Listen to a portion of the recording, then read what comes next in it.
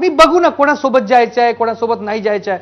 Because कसं आहे अमोलजी, तुम्ही या टेलिव्हिजनवर बसून आम्हाला गुगली टाकले की यॉर्कर टाकले, आम्ही हळूहळू खेळू. आम्ही आउट होणारे नेते नाही आहात. जेव्हा वेळ येईल, परिस्थिती येईल, तुम्हाला एकदम मीडिया समोर हक्कानं आम्ही सांगू की आम्ही काय करणार आहोत.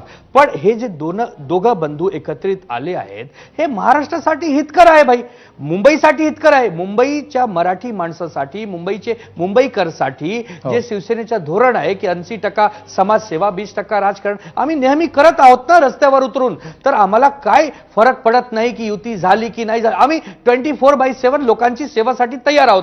ठीक आहे, तुमचा मुद्दा लक्षात आला. केशवजी, तुम्ही हसताय, तुम्हाला असं दिसतंय का सध्या चित्र की भाजपची सगळी बोटं तुपात असणं म्हणतो ती परिस्थिती सध्या आहे आणि त्यामुळे काहीही झालं, कसंही परम्युनेशन कॉम्बिनेशन झालं तरी सुद्धा भाजप सध्या सेफ झोन मध्ये आहे असं तुम्हाला दिसतंय काय? भाजपची पाचही बोटं तुपात आहेत का असा प्रश्न तुम्हाला विचारला आहे. हो, त्याचं उत्तर असं आहे की भाजपची पाचही बोटं होय तुपात नाहीत, जनतेत आहेत.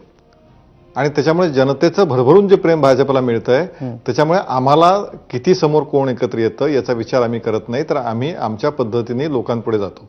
हे तर सगळ्यात महत्त्वाचं उत्तर आहे. मुळात लक्षात घेतलं पाहिजे की अजून कशातच काही नाहीये. नवरा नवरी एकमेकाशी बोलत नाही, त्यांची एकमेकाला करायचं म्हणत नाहीत आणि आपण का वाजंत्री वाजवतोय हा सगळ्यात मोठा प्रश्न आहे. अजून अभ्यंकरजी म्हणतात की आमचा अजून एकला चलोरे आहे, पण काय होईल तो निर्णय नंतरचा होईल. दुबेजी म्हणतायत काय काय समाजकारण अमुक तमुक, तर त्यांचं ते दोघं करतायत. आपण कशाला घाई. आमच्या दृष्टीने आमची भूमिका अत्यंत स्वच्छ स्पष्ट आहे की आम्ही लोकांमध्ये आहोत, लोक आम्हाला पाठिंबा देत आहेत, लोक आमच्या पाठीशी आहेत आणि येणाऱ्या निवडणुकांमध्ये आम्हाला घवघवीत यश मिळेल. मी एक उदाहरण देतो, म्हणजे मी आकडेवारीवरती बोलतो, मला याच्यामध्ये नाही. असं आहे की मुळामध्ये भारतीय जनता पार्टी गेले 10 वर्ष मुंबईमध्ये जी आहे त्या मुंबईमधले भारतीय जनता पार्टीची जागांची आकडेवारी आणि मग ती नगरसेवकांची असेल, आमदारांची असेल, खासदारांची असेल आणि मतांची टक्केवारी ही सातत्याने वाढती आणि मोठी सायझेबल आहे की जी तुम्हाला अवॉइड करू शकत नाही. आमची लढाई ही 51% मतांची आहे. त्यामुळे समोर दोन ठाकरे एकत्र येत आहेत का आणखीन काही त्यामध्ये ते ऍडिशन होत आहे का महाविकास आघाडी सगळे एकत्र लढतायत हा आमच्यासाठीचा मुद्दा नाही. आमचं लक्ष 51%चं आहे.